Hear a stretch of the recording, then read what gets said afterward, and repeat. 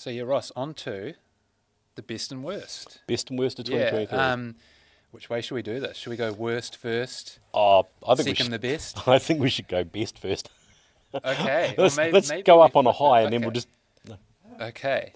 So... You seeing go it- first. You go first. Well, no, you go first. Ah, damn it. No. Okay, I do have a list. We do a podcast called Eat, Sleep, Movie, Repeat with Brent, your co-host, who's lovely and is sitting off camera.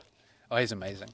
Anyway, that podcast, we recorded our podcast yesterday, which was the last podcast of 2023, and we actually did discuss this. And I very kindly sent Brent at about midnight the night before we were going to air a list of 200 films. I said, look, here's some of the films that actually released.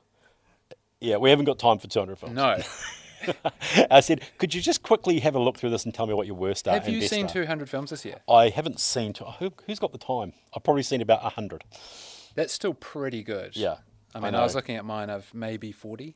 I spend a lot of time at night. I'm Yeah. older now, so I spend a lot of time not sleeping. So Okay. I watch a lot of movies. Okay. Legitimately, folks. Yeah. None of this pirate rubbish. Yeah. Okay, so movies that I actually enjoyed this year, and I've gone with a kind of eclectic mix because I could pick the obvious top tier ones, but the ones that made the most money. But that's not necessarily the best film. So my movies were John Wick Chapter 4. Mm-hmm. It was a very solid fourth film in a franchise, which usually by the time you get to four, Diminishing returns. diminishing returns 100%. Not only did it come out very, very well, and given Keanu's age, he did extremely well. He's still doing all the stunts himself. He still does a lot of that work. I thought the film was great. I thought it was entertaining. And it's also now spawning a secondary franchise into 2024 with Ballerina. And overall, I thought that film was actually quite good. What were your thoughts on John Wick? I haven't seen John Wick 4, so I can't answer it. But my thoughts on the success of the franchise, I feel like there are some parallels with the Fast and Furious franchise, which I do feel is kind of Played out now. But interestingly, both times the first films came out on a reasonably low budget. They hit hard with fans, and it's been able to spiral positively into bigger budgets for each film. So there's probably the ability to do better CGI or whatever effects or writing, all the things that cost a little bit more money to create the ability to make at least an equivalent, if not better, than the previous film product. And then also the ability to create offshoots. But you've got to build the fan base first. You can't always just buy a fan base with your first film. No. Barbie, exception. Yeah. But John Wick 4, we had our end of year staff party the other night, and it came up a couple of times. There are a couple of fans in my crew. Yeah. So, yeah. You'll have to reach out and ask if you can screen it for them. That's all I can really say. Yeah. Okay, Look, what's next? For me, this is going on a real tangent now. It's Sound of Freedom. Yep. I thought Sound of Freedom was a really interesting film. Yep. There was so much hype. There was so much controversy. There was so much conspiracy around this Huge movie. amount of talk around the film, But the film itself had none of that. The film itself stood on its own 2 feet. It was a good film. It dealt with some tough subject matter. But overall, on a budget of around $15 million that they did the film, and then they filmed it in like 2017. Yep. So that's $2017, not subject to inflation.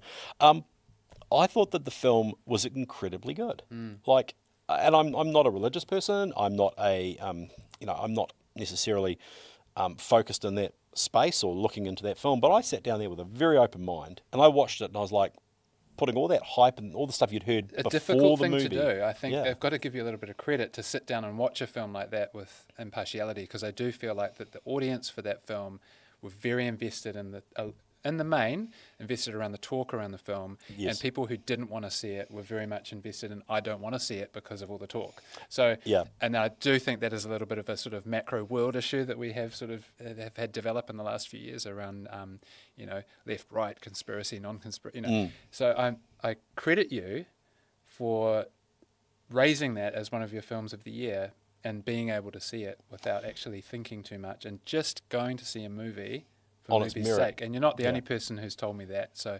there you go. Yeah, I must credit. be right then. Yeah, Look, I think the film was interesting because it dealt with some really tough subject matter, but you're right. The audience for that film were actually very partisan, and what was sad about it was when we didn't initially get the film, because again, we talk about the fact that we book stuff quite far in advance, and we have already made commitments, pre-committed. I think it was just around just preschool holidays or coming into the school Which holidays is what we from did memory. as well. You know, we were sort of booked up. Yeah. So we pretty much booked up, and then we were getting hate email and hate phone calls, and the sort of thing that actually surprises you. You go, well, I shouldn't say it surprises you in this day and age because you hear so much of this going on, but the audience were angry and abusive about the fact we wouldn't take the film. And we would say, look, we want to take the film. But the film, and you probably remember this, the film was dropped on us, like with 24 hours notice that it was available. And we were all at a convention at the time. So you shouted it out. I did, yeah. I said, oh, hey guys, just thought you might like to know. They've just dropped this movie on us. And everybody picked their phone up and did the exact same thing I did. They contacted their cinema and said, when can we make some space? But the audience were angry because that film hadn't been programmed for distribution worldwide. It was only in America and it was only in England at the time. And they were, why aren't you playing this film? And because it had already opened a month in advance. And they were, why aren't you playing it? And so there was a very angry audience out there. And, you know, hats off to them. They wanted to see this movie, and unfortunately they wouldn't accept, because we became part of the conspiracy, which was insane. We were stopping them from seeing the film, and we were like, no, we just haven't been offered it. We can't play it until we're offered it. So anyway, thought the film was good. Yeah, interesting call. And I love it that you watched the film on its own merits. I hadn't thought about it in terms of lists or anything, because I haven't thought too long and hard about my lists of best and worst, but a very interesting time to be running a cinema. Yeah, definitely. And more of that to come, I believe. Look, the next one on my list was Air, which was obviously with Matt Damon, and I thought that film was really, really good. It didn't make a lot of money. It went under the radar a lot because of other movies like Barbie and stuff coming out around that time. But I thought it was just a nice sort of film. It dealt with a shoe brand. Very uninspiring story, but from a I don't know, high level perspective. But when you actually went and saw the film, it was actually really intriguing about how the Nike brand was on the, literally on the bones of the business, and they were looking at actually phasing out that brand as the shoe brand for because they couldn't make or break into that market. It was controlled by Adidas, it was controlled by New Balance and Converse. They couldn't get into that market, and they were literally going, we'll just stop making basketball shoes. And then one guy said, you know what, let's make a shoe and make it around one player, which had never been done. So it was actually a really interesting film. I don't think you can underestimate the brand power of Jordan, not only worldwide, but in New Zealand. I mean, you see huge amounts of kids, teenagers, even adults, wearing Jordans, wearing Bulls shirts and stuff. And he's been retired for a couple of decades now. Yeah. And that is off the back of one man's IP. It's pretty incredible. Yeah. Amazing. Next film for me was Asteroid City. I thought Asteroid City was amazing. I like Wes Anderson films. I think that they are quirky and they are fun and they are delightful and they create a different kind of buzz. And again, I try and watch my movies with an audience. I mean, we're lucky enough to sometimes be able to see these movies in advance in a sort of hermetically sealed environment where we're sitting with a whole lot of other industry people. And everybody comes out and they all nod and they go up to the studio and they'll say, oh, that was the best film I've ever seen. And secretly they go, God, that was awful. I tend to, call it how I see it. So, studios know this about me, that if I think the movie was garbage, I say, that was rubbish. Really, it wasn't great. But again, Asteroid City, I like watching those with audiences, and I like watching what the audiences are doing. I like listening to where they laugh and where they don't laugh. And it's like when you watch a kids film, the adults laugh at some bits and then the kids laugh at others, and then there's other bits where everybody laughs at the same time. So I think that that's kind of cool. And Asteroid City was cool because I was just at a movie theatre with a bunch of people and they all had this really good experience. And when they leave, I always ask people, hi, I happen to own the cinema, what do you think of the movie? Sometimes I don't even tell them, I just randomly say, what do you think of that movie? And they go, great, and they love that shared experience. And it is quirky and like Wes Anderson films. Interesting that you mentioned that film, because I would not put that on my best of the year. I wouldn't put it on my worst of, but I'd put it in the sort of middle. I thought that the film looked incredible, and we actually had a podcast conversation about what I believe Wes should be thinking about doing in the future. I feel like, my comment previously was that he's clocked Wes Anderson, and that he has basically nailed his look. And I would love to see Wes Anderson do a Barbie film, or do a Marvels? I would love to see him just go out on a limb and do something different, Yeah. because it would be really interesting to see. Murder mystery or something. Yeah, but not maybe do a studio film, because I feel like that for me would be interesting. I love his films, but my favourite Wes Anderson films are very much in the past. Yeah. I feel like he should do something slightly different, because he can't do Wes Anderson any better now. Yeah. I thought it had its merits, but yeah, middle of the pack for me when it comes to Wes Anderson films. Yeah. Look, and my last one, actually, and this, I have you to thank for this, just so you know. Okay. Because I watched... This is news to me. Yes, because I watched the podcast. It's unscripted, folks. I watched the podcast, and you mentioned Marcel the Shell with Shoes On, Yes. which was coming up Right in at the the start of the festival, year. right at the start of the year, Yeah. absolutely. And I was like, I hadn't heard about that film, because this is very early on in me taking over, having come from outside the industry back into the industry and trying to catch back up. And so I did a bit of research, and I went, no, that's actually looks really cool, from your comment when you're talking to Brent. So I thought, I'll get that film, brought it in, played that, and I thought it was, again, just a delightful film that was really fun, stop motion animation, something different. Again, it's different movies. It's not just the same thing where there's Act 1, Act 2, Act 3, there's a guy, there's a girl, there's a love scene, a car blows up. It was just a really cute little film. Very and I charming. thought it was fine. Yeah, very charming. Yeah. Really beautiful. I watched it in cinema here, in this very room actually, and I think it was last January that it played. And there was quite a few people in here actually, because it was summer, and it was one of the other options aside from Avatar.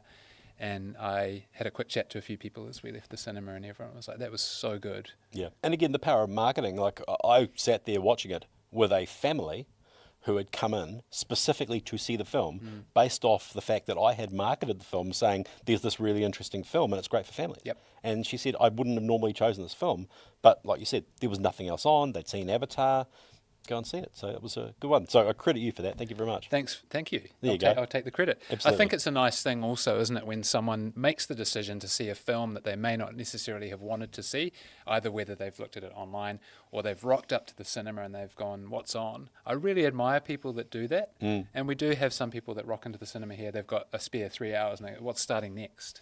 Yeah. And they'll just go and see whatever's starting next. I think that is hugely admirable. I love it. And you're seeing that right now in the States with The Boy and the Heron and Godzilla -1, two Japanese films in Japanese with English subtitles that are topping the American box office right now, because there's no mainstream film to fill that void. The ones that are out there haven't fired, and people are they still want to be entertained. Yes. They're just going out and looking at something different. So it's cool. And they're probably watching those films and going, man, phenomenal. Yeah. Well, Both. Godzilla -1's just got A+ cinema score, and it's making money on money on money. Boy and the Heron, 97% on Rotten Tomatoes. Yeah. Hayao Miyazaki making his return after 10 years. There's a really beautiful story behind that, one of the great studios of all time. Okay, so speaking of Japanese films, specifically animation, one of my favourite films of the year came out in April this year, was a film called Suzume. Yes. Beautiful Japanese animated film, fantastical, great for kids and families. Absolutely loved it. Didn't top my list for the year, but it was definitely up there. Going on to also animation, I'm going to stick with animation, and then I'm going to move more into art house.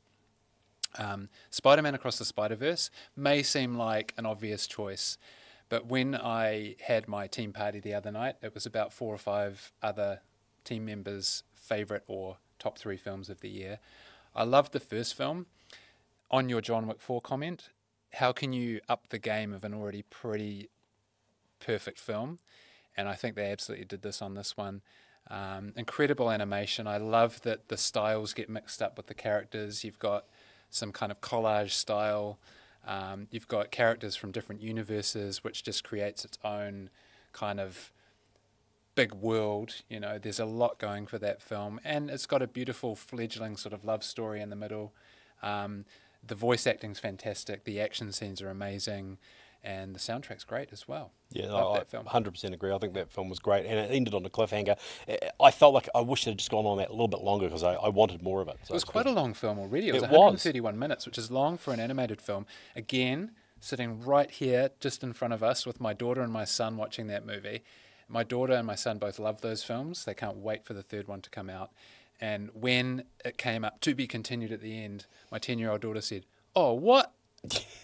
Pulled the rug right from under her. That was a pretty good sign that, you Yeah. know, that film had really resonated with her. I think certainly with the soundtrack and the ability to have relatable characters, both young and old, male and female, meant that they were hitting all the right markers for how do you, you know, Yeah, make someone enjoy a film. definitely. Okay, now we're moving into festival territory here. We did have the New Zealand International Film Festival here back in August. It was the second year we've done it.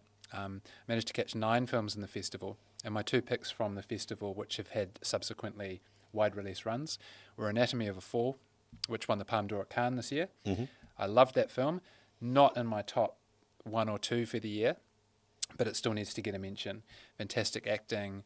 A film that really makes you think about relationships. I don't know if you've seen it, but it's basically a court procedural where at the very start of the film, the husband, who's a sort of struggling author, has fallen from the second story of their home and lands in the snow, and you've got this very vivid image of red on white, and he's discovered by their semi-blind son, versus his wife, who's a very successful author, and it talks about in sort of backstory as you go back into the story about the struggles as a professional, competitive profession, professionalism, and the fact that it's your wife that you're competitive with, and did she do it? Did she not do it? Did he jump?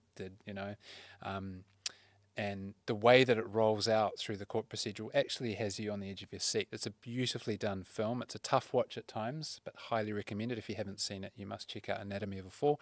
The other one, which I saw at the festival, which is possibly my favourite film of the year, I can't definitively say so, is a little film called EO, which came out as a wide release film in the last 3 to 4 weeks in New Zealand.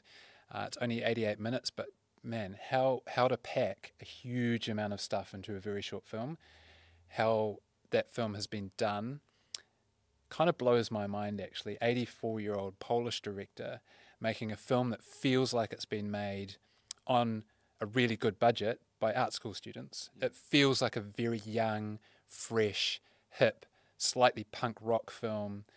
It's got everything going for it. It's got the best and worst of humanity. It's beautiful, it's disturbing, it's shocking, it's stunning.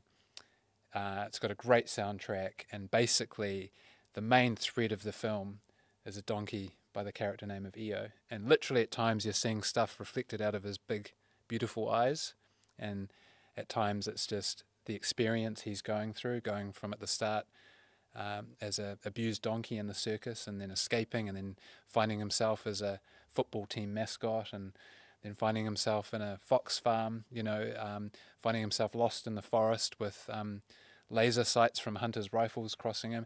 The imagery, the cinematography is stunning as well. What a beautiful film. Highly recommended. Probably my top film for the year.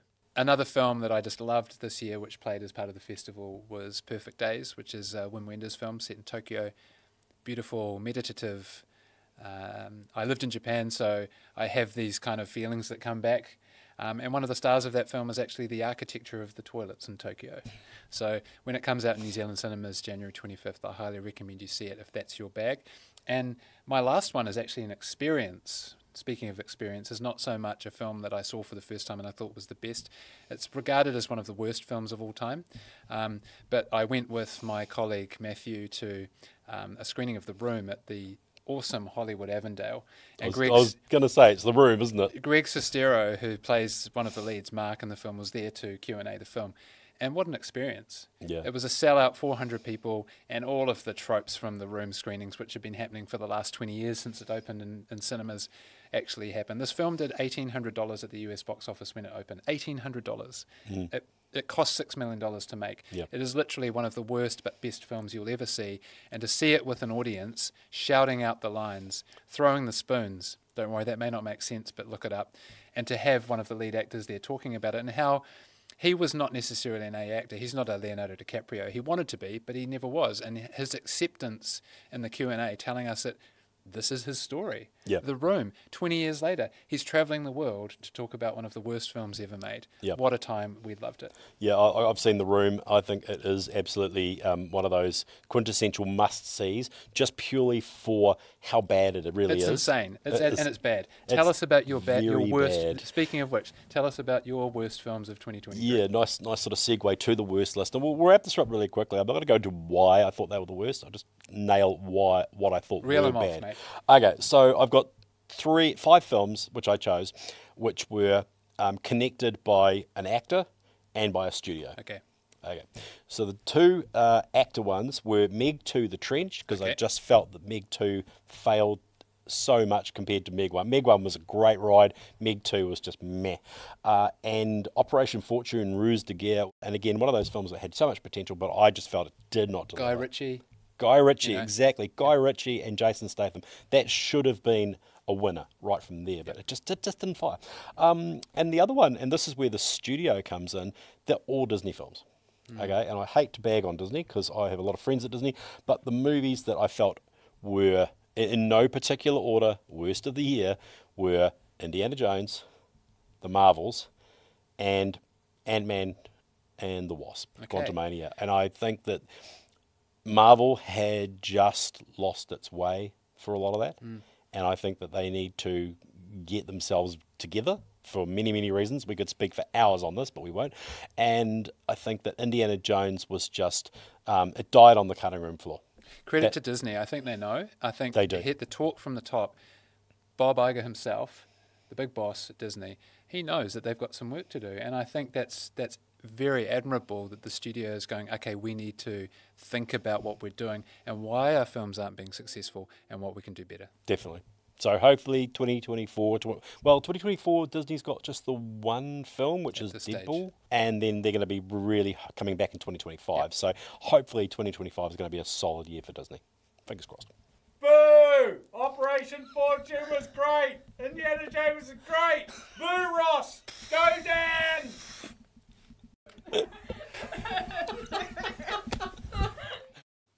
Fascinating conversations, Ross. I think that reflecting on your best films is very different from looking forward to films because it comes down to the cast or the director or the buzz or the glory days of another film and a director and actor combination getting back together. But we haven't seen the film. This No. is the thing. Hindsight is beautiful, isn't it? Yeah. But looking forward to films is a completely different kettle of fish. So why don't I kick it off and I'll talk about a handful of films that I'm really looking forward to in the new year. I guess we can't look too far ahead anyway because we don't quite know when necessarily everything's dated. So we're probably looking at the first 6 to 7 months of 2024. But touching on my comment about a director and actor combination getting back together, do you remember a little film called Sideways? Yes, yes. Sideways is a stunning film, came out 15, 16 years ago, I think off the top of my head. Paul Giamatti and Alexander Paine. They've got a film called The Holdovers coming out on the 11th of January in New Zealand cinemas. And again, I'm going to go back to my team party the other night. It was pretty much half of the staff. And I'm talking a pretty wide age demographic here, from me, the old fella at the top, down to one of our youngest team members saying that The Holdovers is one of their most anticipated films of 2024. Yeah, it's very interesting, isn't it? Because It is the interesting. trailer doesn't really strike me as like exciting. Yeah. It's quite sort of a slow burn, Yep. but the film is getting Yep. rave reviews. Yeah, another film I should have touched on, actually, the best Kiwi film of last year was Uproar. I thought that film was fantastic, beautifully done. We did a Q&A here with Sonia and Paul, the screenwriter and director of the film. Showed it to a small but fervid audience who loved the film. They had actually been to Toronto with the film. Paul and Sonia had both seen The Holdovers at Toronto and said by far the best film they saw. And they saw a lot of stuff, and they said it is absolutely amazing. Very funny, very good. So off the back of that, my expectations have been raised. So when I'm looking forward to other films for the first part of the year, I guess I want to touch on Perfect Days, which I've already seen, but I'm throwing that in there as a film that I want people to go and see. Highly recommended. Beautiful film. So I'm telling you, Okay. you need to go and see it. I'll give it a Yep. shot. Other films I'm looking forward to, the sequel to June 2. Yep. Really excited. I recently watched the first film again. I know that the first film's actually getting a theatrical re-release in the the lead up to the second film. So we may well be showing that on the big screen again, so people can get into the zone. What else have we got here? Mickey 17 from the director of Parasite. That is his new film starring Robert Pattinson. So that's really interesting also because Warner Brothers have actually made it block letters on the CPS, which means they're going wide, which means they must have seen early screenings of it and decided that this film needs to get as big a possible release in New Zealand as possible. Yeah, so I'm really excited for that film. And then a film that is also pretty exciting is Challenges from Luca Guadagnino, who also did Bones and All and Call Me By Your Name. That film is has Zendaya, who is also in June. She's a tennis pro. Yes. And she's got her tennis pro boyfriend, and it's a sort of a love triangle sort of story. On paper, it looks really fantastic. I'm not so sure about the trailer. However, the buzz that's sort of happening out, you know, the subtle buzz out in internet land is actually extremely positive. So, being a tennis player myself, that's one I'm going to throw in the mix. Yeah. Yeah. How about you? Okay, I'm going to go in reverse order, so I'm actually going to scroll back down. You've actually got you've got numbers. I have lots of films. Okay, so the new Joker film, Yeah. Joaquin Phoenix and Lady Gaga. Yeah. She's playing Harley Quinn. He's obviously playing Joker. That film to me is going to be, hopefully, if it fires on from Joker, could be one of the big standout films of 2024. Because the first film was genuinely great. Yes. And it kept playing.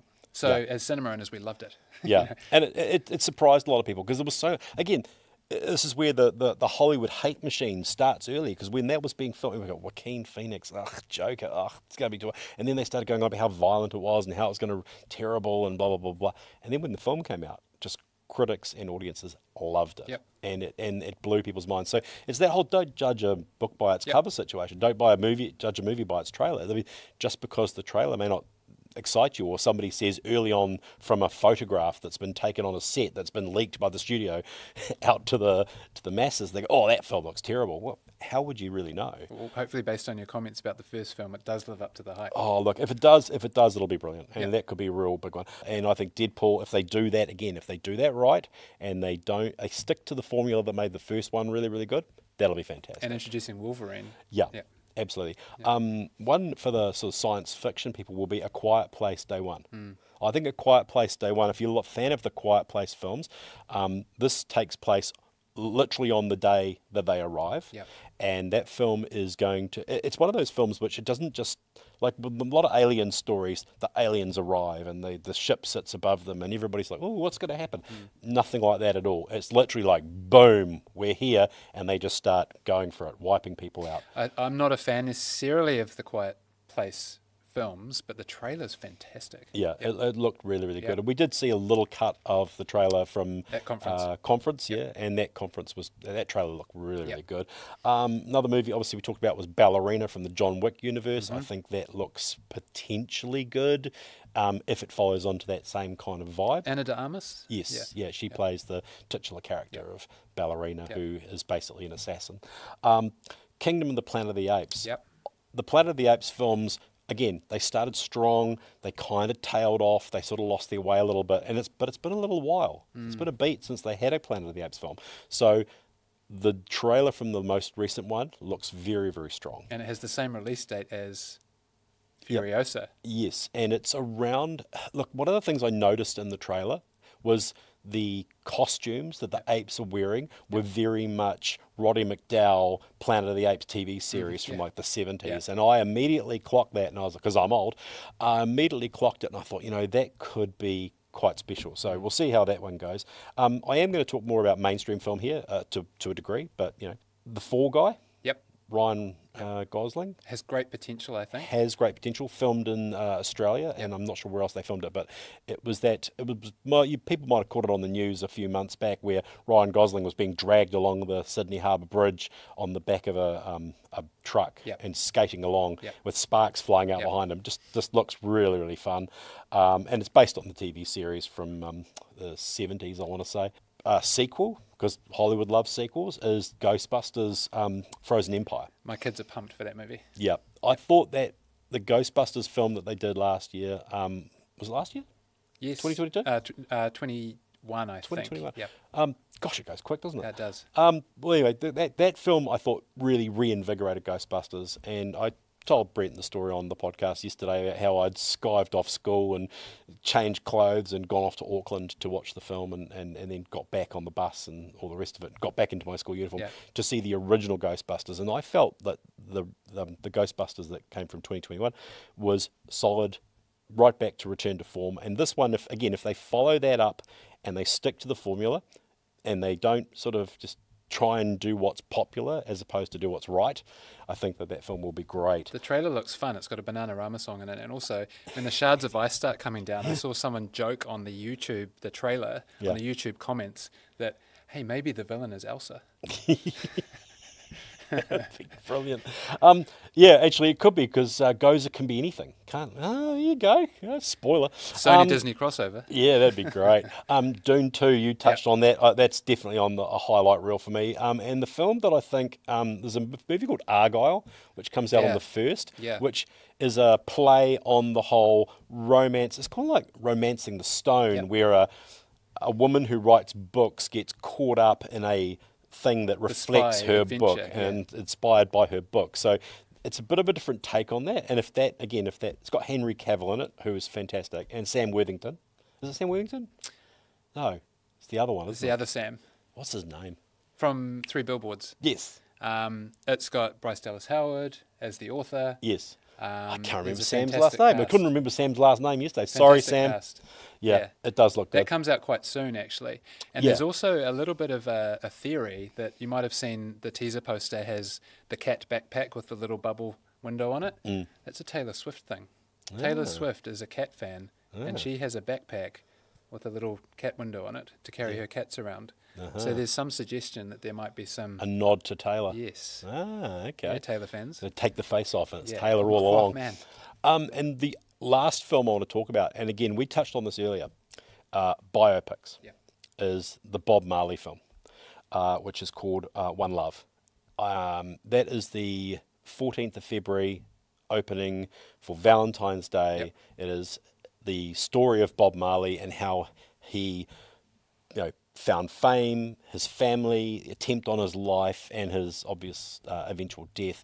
And I think that film is going to be the film for summer, February. Yeah, interesting. And I think it's going to, obviously, everybody, my mother is 84. She cannot wait to see that film. She was a Bob Marley fan back in the 70s and the 80s. And so she's very much wanting to see that film.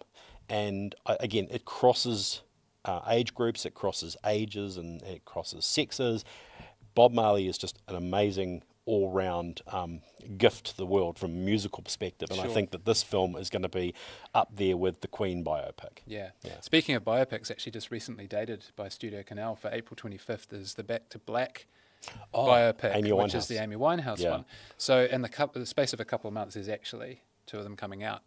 November would be nice, but Yeah, well, make sure you can't have everything. Make sure you program some 420 sessions for that Bob Marley movie, mate. Yeah. But definitely. Look, that Amy Winehouse film, if it follows on from the Amy documentary, again, I think people love the music, and I think that again it'll just be strong box office and popular film. So you're going to have to book early if you want a good seat. That's the most important. Yeah, totally. What a mega list. Fantastic. I love it how you kind of went mainstream. I've gone for a little bit of art house stuff. It just shows that we're all different in the industry, but we love movies. It's been fantastic to have you along for the conversation, Ross. Thank you. It's been brilliant. I love that we've been able to have a genuine cinema to cinema conversation, which adds a really lovely twist to what Brent and I usually do. We've got the fan giggling away about his favourite movies that he's seen usually, and then we've got the industry guy. But it's really nice to have had an industry to industry talk. But when it all comes out in the wash, we're just big movie fans. Absolutely. And as you've heard today, we have got a huge amount of movies that we're really excited about, a huge amount of movies that have been our favourites for the year, a few not so much. But it's been wonderful to talk to you. Thanks so much for coming along and sitting in the wonderful Paradiso at Matakana Cinemas. Yeah, it's a beautiful cinema here. Maybe we'll have to head up to Cathay one day to do one. I was going to say maybe this time next year you come up to Cathay and we'll do one up there. Sounds like a sweet deal. Excellent. Thanks, mate. Thank you.